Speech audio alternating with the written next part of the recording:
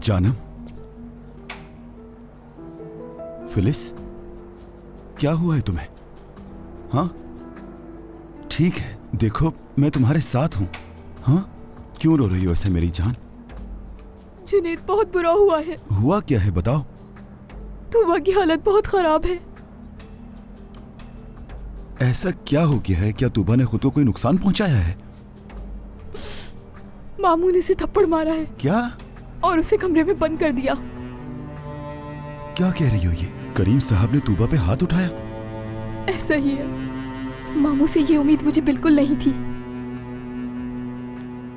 ठीक है जानम, बात सुनो मेरी। तुम खुद को इतना परेशान मत करो। देखो वो हमेशा के लिए बंद थोड़ी रहेगी। आखिरकार उसे करीम साहब निकाल ही लेंगे। तुम खुद को कसूरवार मत समझो। अगर उन्होंने हमारे मामले में भी ऐसा किया तो जुनैद, मैं तुम्हारे बगैर कैसे रहूंगी? इधर आओ मेरे साथ।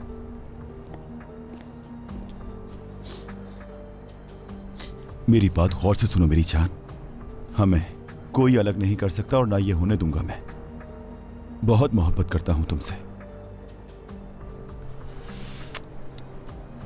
चलो मुस्कुराओ, मुस्कुराओ, मुस्कुराओ जल्दी से।